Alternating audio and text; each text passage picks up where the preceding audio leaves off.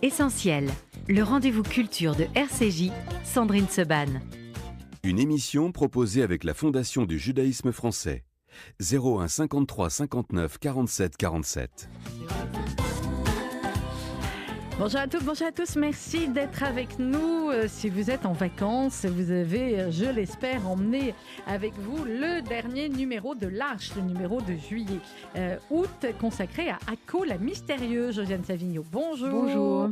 Secrétaire de rédaction de l'Arche. Et vous êtes venue, Josiane, avec quelqu'un qu'on connaît bien sur cette antenne, David Onona, bonjour. Bonjour. Multiples casquettes, là c'est la casquette archéologie, double, puisque finalement, vous avez, il me semble, écrit ce dossier monumental sur Akko avec votre épouse Brigitte Onona-Mannheim.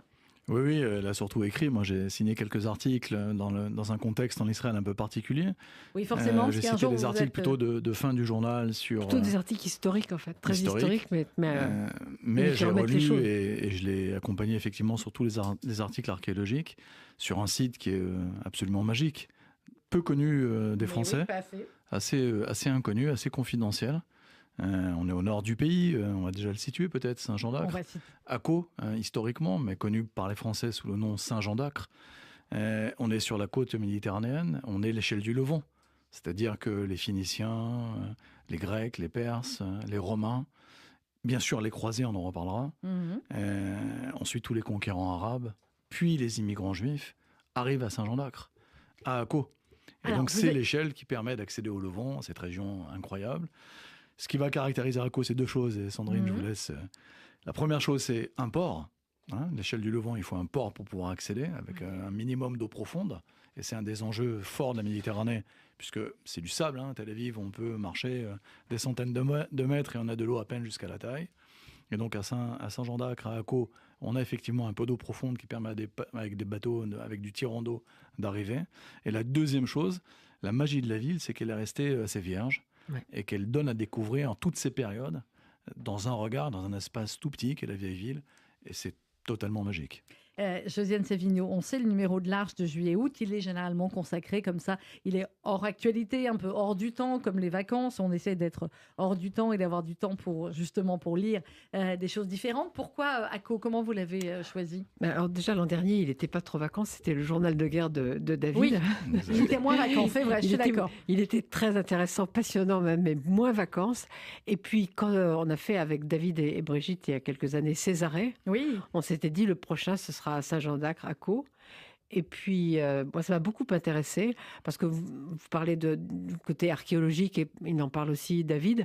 Mais au fond, moi, ce qui m'a frappé dans tous les papiers de Brigitte, c'est que c'était pas purement archéologique. Et aussi, ce qui m'a donné envie d'aller, dès que je pourrais, à Akko, c'est que c'est une ville, comme l'a dit David, un port complètement mythique, puisque au cours des siècles, tout le monde est passé là. Mais c'est pas devenu, comme certaines villes mythiques, une sorte de piège à touristes. Je crois que c'est resté son... Clairement, on n'est pas à Athènes, on n'est pas à Pompéi, on n'a pas une masse de gens, et on a un site qui est très bien préservé, avec des secrets sous terre notamment, qui sont absolument hallucinants et découverts récemment. Alors, quand on parle de gens qui sont passés à Akko, pour les Français, nos auditeurs aussi, quand on pense que Saint-Louis est passé à Akko, que Richard Cœur de Lion, pour parler des croisés, mais aussi Saladin, Al-Jazar, donc des très grandes figures, Bonaparte, Napoléon, qui vient à Saint-Jean-d'Acre. Il y a même sa silhouette que vous avez photographiée. À cheval sur le tel antique, ce qui est assez incroyable. Tout le monde est venu à Akko.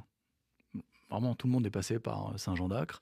Et ça, c'est incroyable. Sur le caractère secret, si on parle archéologie un instant et histoire,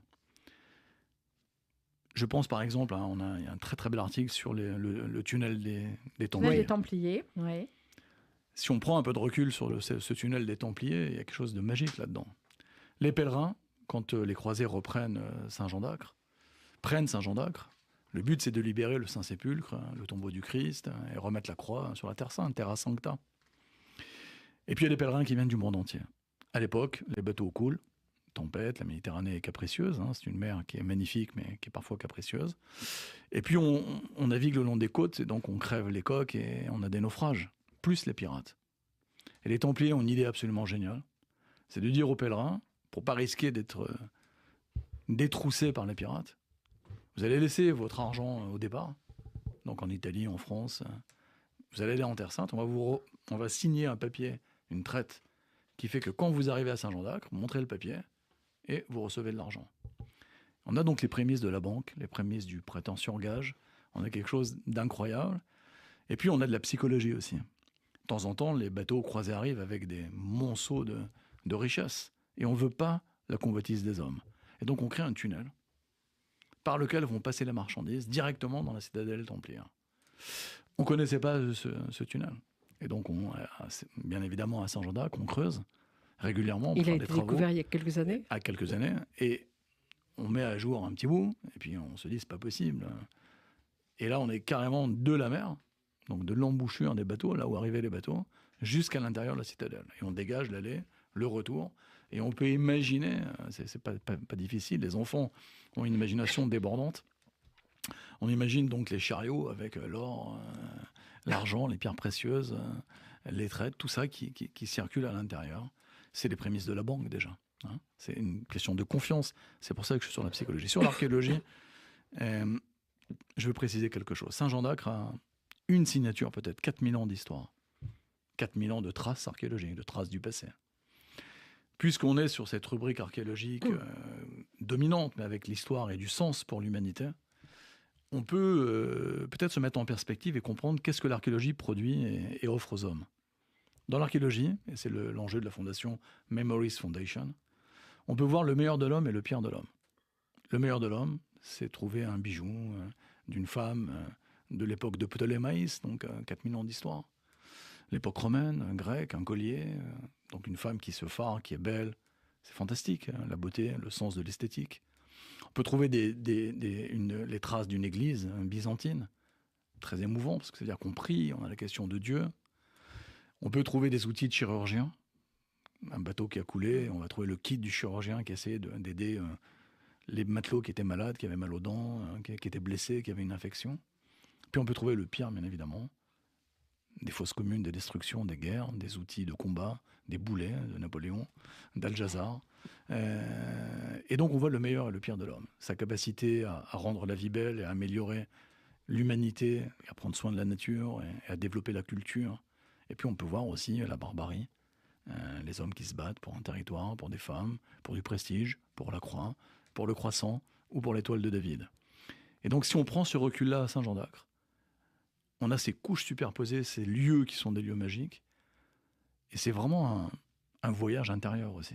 Pas seulement regarder des traces. C'est un voyage intérieur. Mais il y a une chose qui m'est restée énigmatique. Oui, donc, j'ai vu arriver un article de Brigitte. Il y en a beaucoup, des articles. Oui, c'est un dossier. Je les ai vus tous arriver. Plusieurs dizaines de pages. À un moment, je vois arriver un article qui porte sur le hammam. Et je me dis, oh merveille, j'ai déjà envie d'aller à Saint-Jean-d'Acre, mais alors en plus, l'incroyable hammam du Pacha turc. Al-Jazar. Oui, mais le hammam, je découvre qu'il a été désaffecté, que c'est des silhouettes, des sortes de figurines, de mannequins qui sont dans... Alors, c'est quoi l'explication ? L'explication est simple. Hein. Le hammam, c'est... la source déjà, c'est les bains romains, le mikvé juif, le rapport de l'homme à l'eau, pas seulement en termes d'hygiène, mais en termes de pureté et de lieu de socialisation. Il y a ces trois enjeux dans le hammam.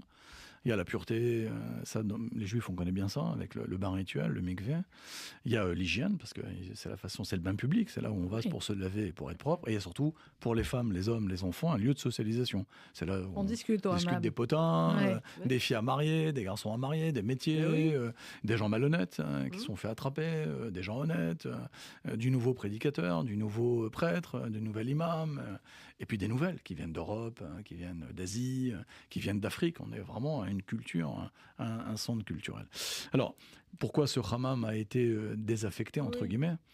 Tout simplement, les gens, maintenant, se lavent chez eux. Et avec le modernisme, on a le robinet eau chaude, eau froide. Il suffit d'ouvrir et de fermer, on a la douche. C'est plus simple. Et donc, on va moins... Mais le lieu social reste. Alors, c'est vrai. Alors, on l'a perdu, malheureusement, ce lien social, parce que les hommes se referment sur eux-mêmes. Hein, c'est aussi le sens de l'histoire. Le bâtiment est magnifique. Il est très, très bien conservé. Il faudrait peu de choses pour le remettre en état. Mais c'est vrai que c'est aussi l'occasion de montrer au public ce qu'est un hammam et d'aborder ces trois notions qui sont très, très belles. Et le dernier point, c'est pas seulement un lien social entre les générations ou entre les sexes. c'est aussi entre les religions. Parce qu'aller dans ce hammam, les juifs, les arabes, les chrétiens dans toute leur richesse, et les musulmans dans toute leur richesse, sunnites, chiites, les juifs aussi, pratiquants, moins pratiquants, et les chrétiens également, des orthodoxes, des protestants plus tard, et des catholiques romains. Et on échangeait, on discute de Dieu, de la vérité, de qui a raison, de qui a tort. C'est une ville, Saint-Jean-d'Acre, à Caux, dans laquelle on entend les cloches, on entend le minaret, et on a 2 synagogues dans la vieille ville. Et ça, c'est quand même particulier en Israël. C'est une ville qui est particulièrement interreligieuse, Saint-Jean-d'Acre, à Caux. Et d'ailleurs, vous voulez peut-être nous expliquer pourquoi il y a les 2 appellations. Alors, le nom antique, c'est Ptolémaïs. Ensuite, le nom est connu dans la Bible comme Akko.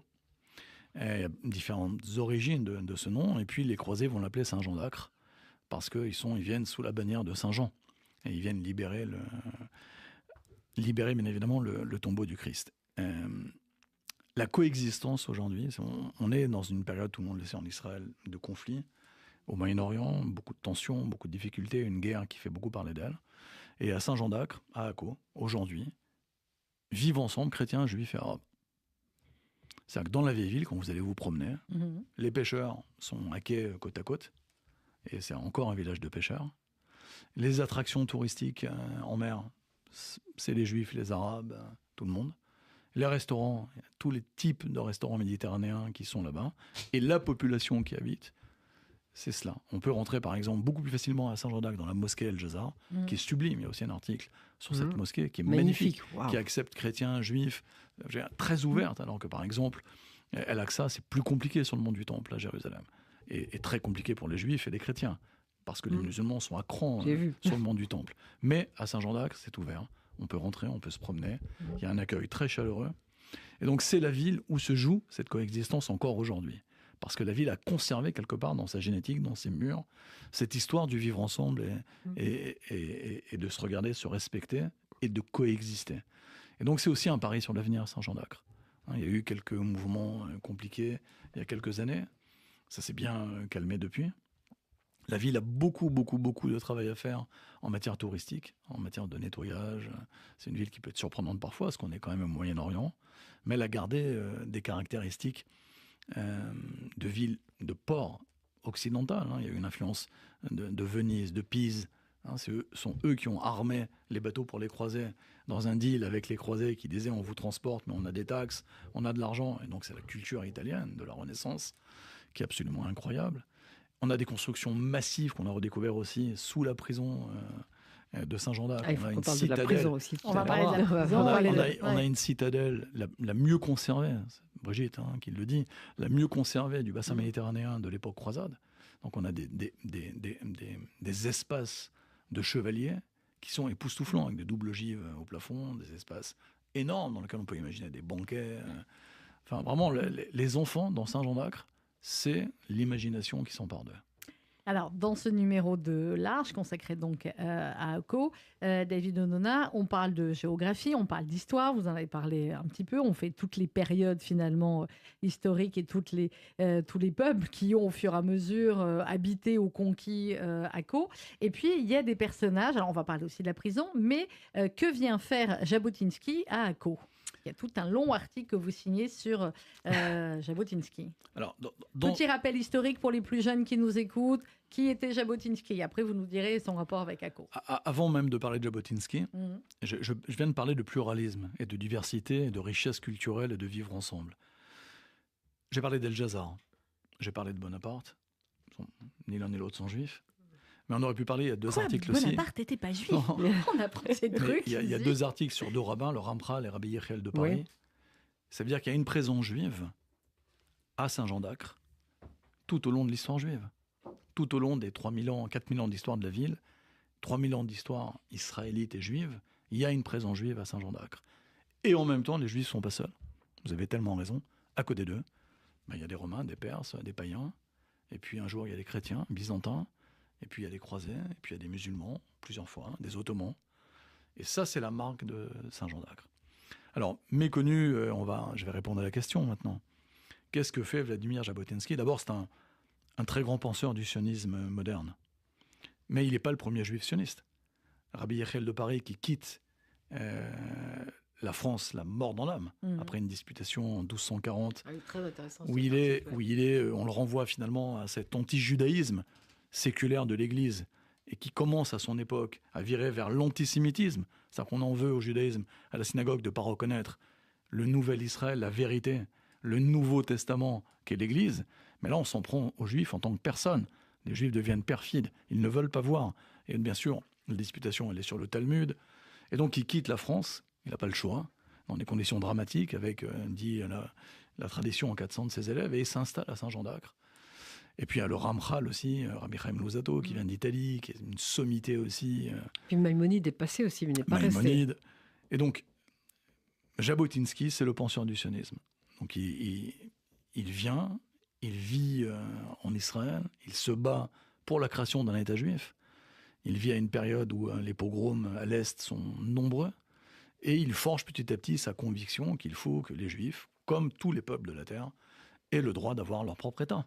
C'est un État qui a été biblique, qui a été israélite, dans lequel les Juifs ont toujours vécu. Et donc, il discute, Jabotinsky, avec le Pacha, avec les Ottomans, avec les Anglais. Il fait comme Herzl, il parcourt le monde pour convaincre de public les Juifs de venir s'installer en Israël, en leur disant « c'est la patrie ancestrale, on sera en sécurité, on va se prendre en charge au niveau sécurité, et on va vivre avec les Arabes, il n'y a pas de problème, il y a de la place pour tout le monde, et nous les Juifs, on est de haut niveau, on sait faire, et on va pouvoir vivre ensemble ».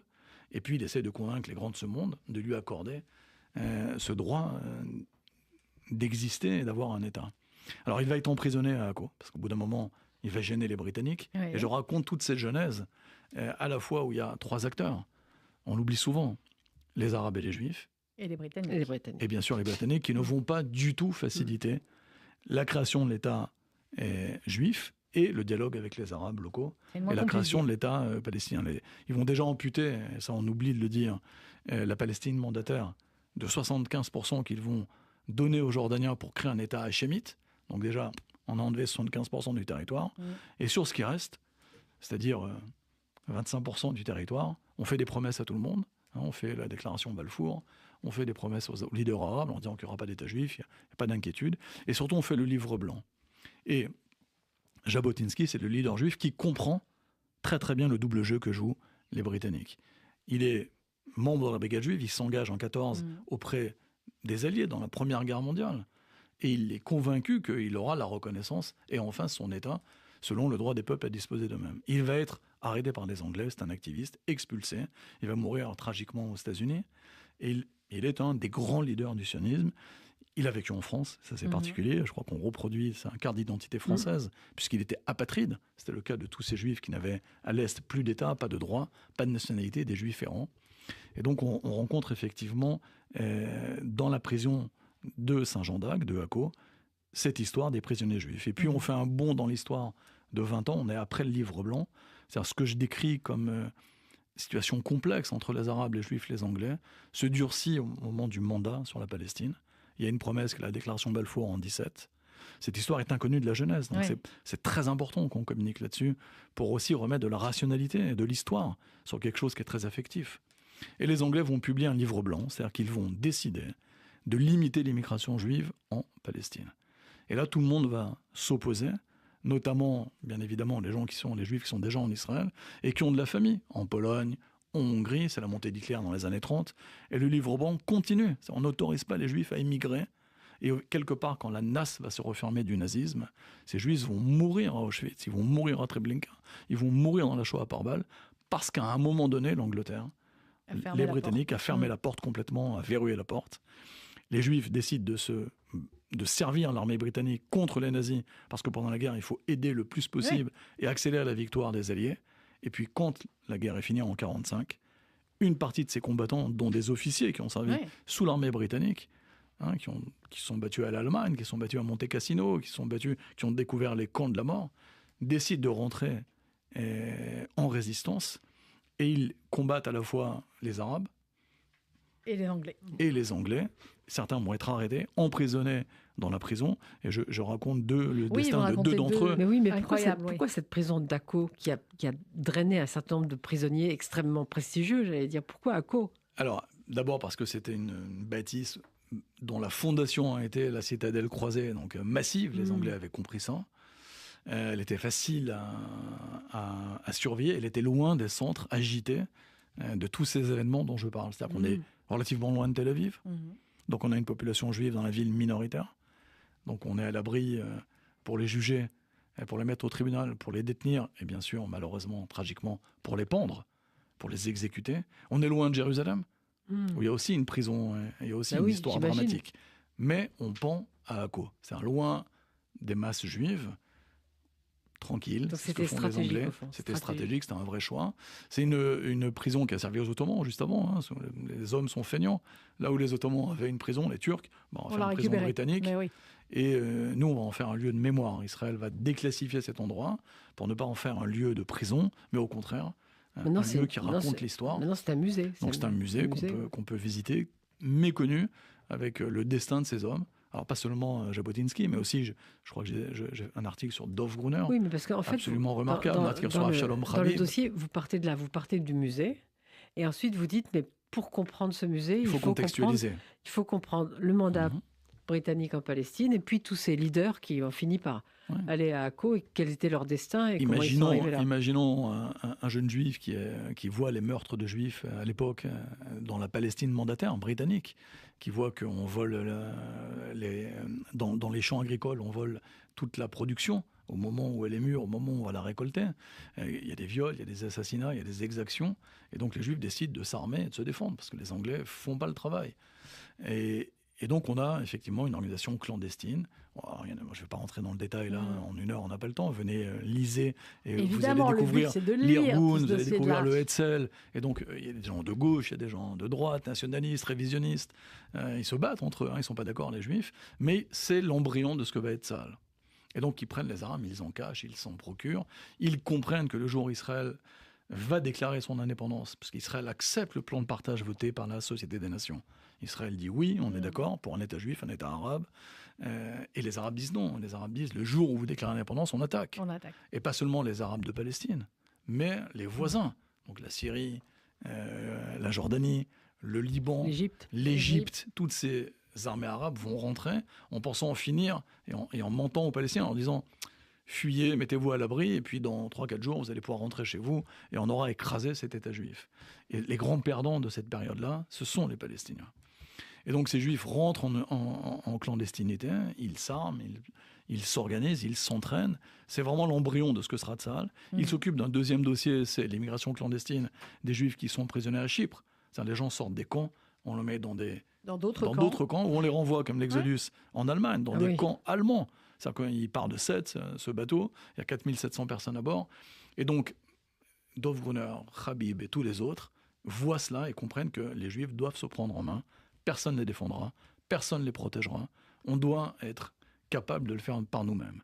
Et donc les Anglais décident de les juger. Ils prennent, de mon point de vue, un pari qui va être perdant, puisqu'ils décident de les condamner à mort et de les pendre.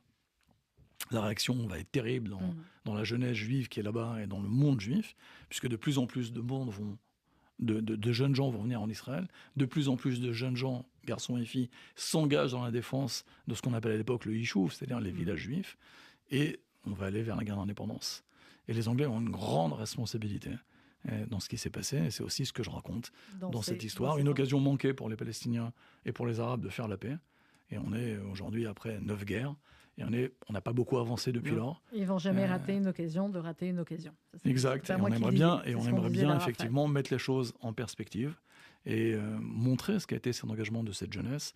Alors c'est important aussi, dans un contexte d'antisémitisme pour moi, de parler à la jeunesse juive et de montrer ce qu'a été l'engagement citoyen de cette jeunesse qui s'est sacrifiée, comme la jeunesse israélienne, dont on les accuse de tout, de génocide, d'apartheid, de famine. Et donc il y a un lien direct entre les deux pour moi. C'est-à-dire que l'engagement juif doit être du côté de la lumière. Il faut expliquer, il faut se défendre, il faut être capable de lever la tête, d'être digne. Et le sujet n'a jamais été simple. Il n'a jamais été simple d'être un juif sur cette petite planète bleue. Pas simple depuis 2000 ans, ça a très mal tourné pour le Christ qui a fini sur la croix, et parfois ça tourne mal aussi pour les jeunes juifs, mais il y a de l'espoir, et dans ce numéro de l'Arche, il y a beaucoup d'espoir, il y a beaucoup de lumière, beaucoup de belles choses. Il y a beaucoup aussi de très très belles photos et je voulais que vous en parliez tous les deux, Josiane Savigno et David Onona. C'est plutôt David, c'est lui qui les a faites. Oui, c'est vous qui les avez faites, toutes les photos. Alors les photos actuelles sont magnifiques, mais les photos historiques aussi, elles sont somptueuses. Ouais, on les a il les a trouvées dans les archives. Mais moi, David, ce que je voudrais que vous expliquiez, c'est au fond pourquoi Akko est cette espèce de petit miracle, puisque vous dites qu'encore aujourd'hui, dans des situations qui sont très difficiles, les communautés à Akko peuvent encore vivre ensemble. Il y a 2 points clés, mais sur la photo, je dis juste une chose, une petite anecdote amusante pour répondre à Sandrine, et je reviendrai sur ce point-là. J'ai passé 2 jours merveilleux à Saint-Jean-d'Acre avec Brigitte. C'est-à-dire qu'on est au milieu de la guerre. On est parti 2 jours, on a pris un Airbnb, j'ai pris mon appareil photo, et on a photographié. Ensemble. Tout. Et on a passé 2 jours fantastiques, parce que c'est vrai que ce qu'on voit avec les yeux et ce qu'on voit avec un appareil photo, c'est un Sandrine, peu différent. il faudrait vraiment qu'on arrive à faire un livre avec ça. Et je ne sais pas comment faire. Moi, je connais, enfin pas aussi bien que vous, mais c'est vrai que là, je revois les images du souk d'Akko et c'est absolument Et on a vécu 2 jours en dehors du temps. Alors, pourquoi maintenant ce message d'Akko est particulier et tellement moderne? Il nous parle tellement. Le racisme, la haine de l'autre, l'antisémitisme, a au moins 2 sources importantes. La première, c'est de ne pas connaître l'autre. Et quand on ne le connaît pas, on pense qu'il n'a aucune légitimité. Ça, on le disqualifie. Ce qui est très fort à Saint-Jean-d'Acre, c'est que la mosquée El Jazar, c'est une beauté de mosquée, magnifique, ouverte. Et donc les musulmans d'Akko sont là, ils sont bien là, on entend le muezzin, il y a plusieurs mosquées. Les catholiques sont là avec des églises, elles sont superbes. Oui, c'est des perles de beauté. Puchetin parle très bien des églises. Des perles de beauté. Et les chrétiens, on voit des prêtres se promener avec la croix, à côté des musulmans voilés et à côté des imams. Et enfin, les juifs sont là avec 2 synagogues, ils sont présents dans la vieille ville. Et personne ne peut nier l'existence de l'autre. Et donc il y a le passé croisé chrétien d'Akko qui nous saute à la figure, qui est absolument somptueux, avec ces salles dont j'ai parlé, cette forteresse. Il y a le passé juif, qui est indiqué partout.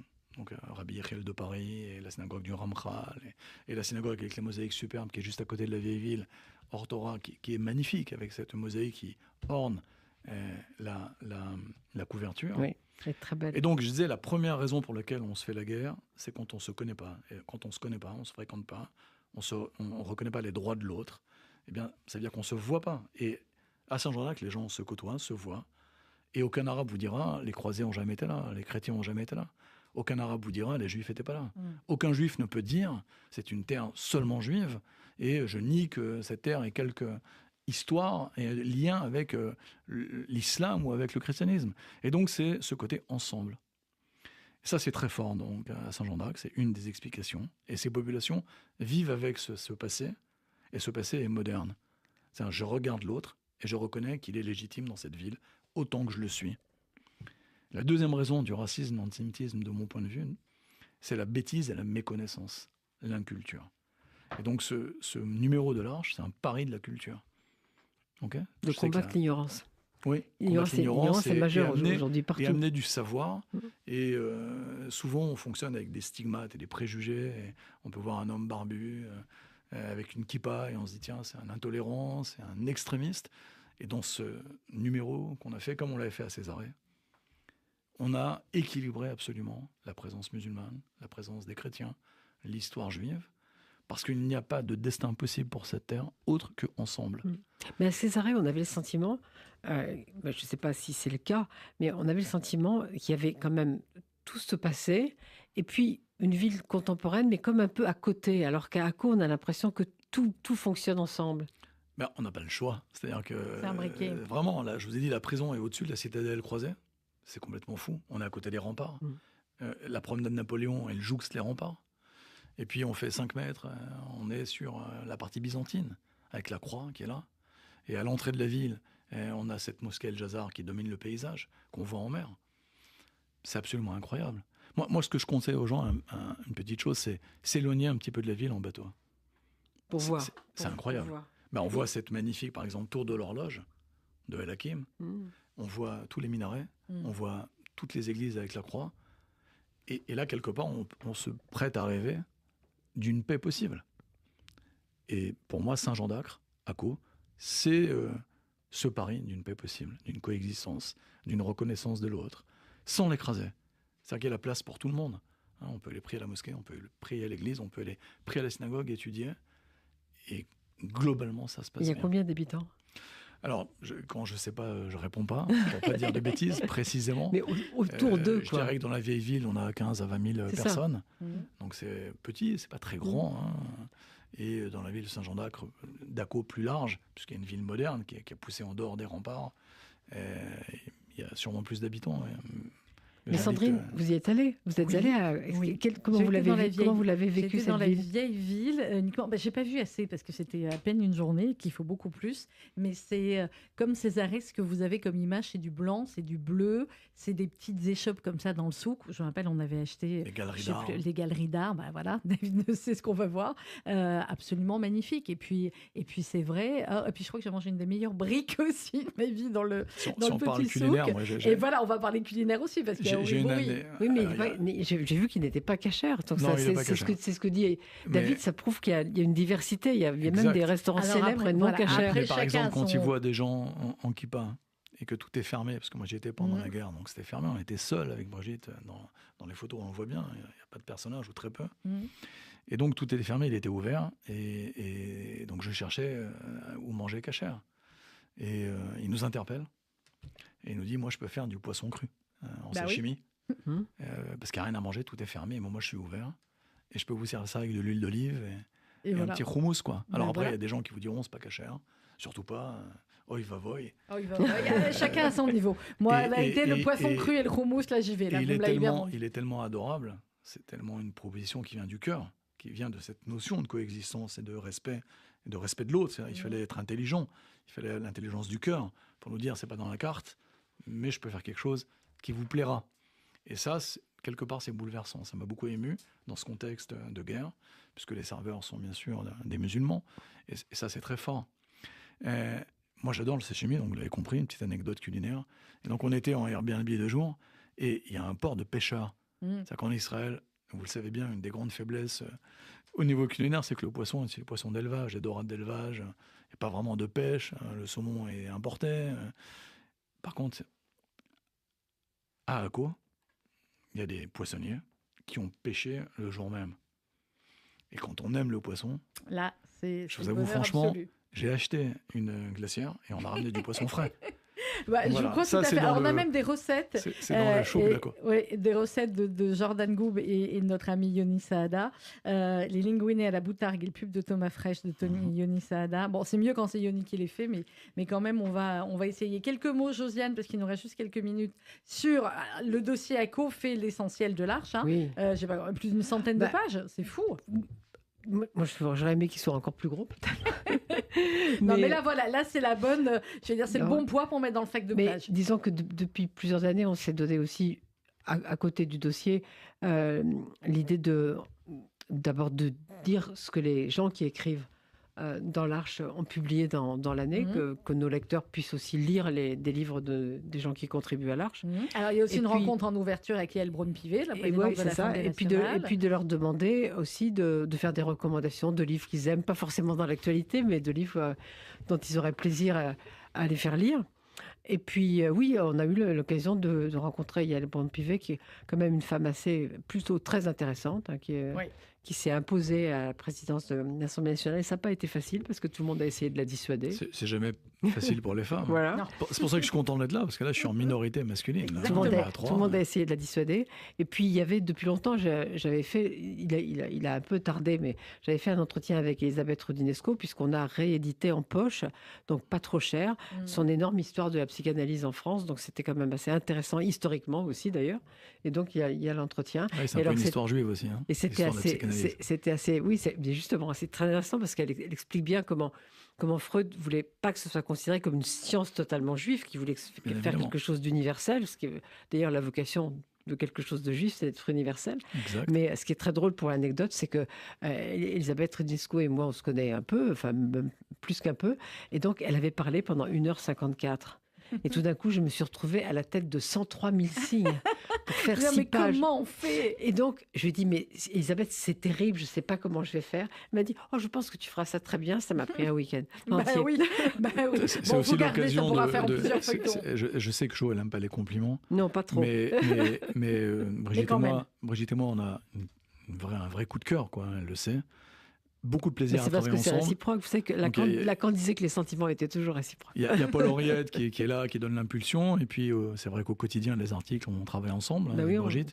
Et c'est l'occasion, je transmets au nom de Brigitte, nos remerciements, parce que c'est un plaisir de travailler ensemble. C'est plutôt l'inverse, moi. Nous, on écrit, donc... mais il faut avoir le retour derrière, la direction et comme on le sait, comme le sait Sandrine, que ce soit pour les journaux ou les émissions de radio, parfois il y a des choses moins bonnes que d'autres. Alors quand on a la chance de travailler avec des gens qui pensent et qui écrivent, on est heureux, donc c'est un peu ce que ne se passait bien. Voilà. Et ça donne un très très beau numéro de l'Arche avec une très belle couverture mosaïque. Aco, la mystérieuse. On fait comment, Josiane, pour se procurer cette Arche? Mais on s'abonne, magnifique. On s'abonne. Je répète à chaque fois, 50 € pour 6 numéros, c'est vraiment... Mais c'est donné, quoi. C'est vrai.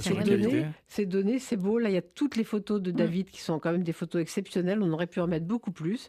Mais évidemment, si l'Arche devenait un best-seller, on pourrait faire des numéros beaucoup plus gros. Bon. Et sinon, c'est 10 €. C'est dans les kiosques, c'est dans les bonnes librairies. Demandez-le et abonnez-vous sur l'arche.fr. L'archemagazine.fr. Et Sandrine et Jo, il y a beaucoup de gens qui ne pourront pas venir en Israël cet été, c'est compliqué. À qui le dites-vous? J'ai pas trouvé de billets, il n'y a plus de billets où ils sont hors de prix, absolument hors de prix. Là, c'est vraiment quand on se plonge au bord de la piscine, au bord de la mer ou à la montagne, on se plonge dans l'Arche, on voyage. Mais je propose, Sandrine, est-ce que quand les choses se seront un petit peu calmées, parce qu'elles vont se calmer un jour, on ne ferait pas une petite virée à Aco mais je vous emmène avec grand plaisir. Moi, j'ai même pas besoin que les choses se calment, j'ai juste besoin qu'Elal baisse les prix. Moi, je veux bien guider, et Brigitte aussi. Alors, vous nous guidez, vous avez des relations là-bas, David. Moi, j'étais prête à y aller même maintenant, mais il est vrai que les prix sont terribles. C'est vraiment... C'est juste pas possible. Voilà, et c'est bien malheureux parce qu'on voudrait tous y aller encore plus pour dire aux Israéliens à quel point on les aime. On va leur dire, pour tous ceux qui avaient déjà pris leur billet, et on se plonge où qu'on soit dans le monde, de toutes les façons, dans ce très beau numéro de l'Arche de juillet-août. Merci beaucoup à tous les deux. Et on aura envie d'y aller. On aura envie d'y aller. Encore plus d'y aller après. Frénétiquement. Voilà. On se retrouve en septembre, ma chère Josiane. On reprend en septembre. Les Juifs égyptiens. Ça m'a fait c'est l'intérieur des pyramides. Ça a bien joué. Les Juifs égyptiens sur octobre. Magnifique. Sur septembre. Septembre-octobre, numéro de septembre-octobre. Et on aura l'occasion d'en gros numéro. Encore une fois. Et Brigitte, ma femme, signe un joli papier là-bas. Très joli papier. Voilà. Sur la stèle que j'arrive pas à prononcer, mais il va le faire. Il n'arrive pas. Voilà. Voilà. Et moi non plus, vous avez bien fait de le dire. À très bientôt, shalom, bon été. Bon été à vous tous et bonne lecture de l'Arche dans quelques instants.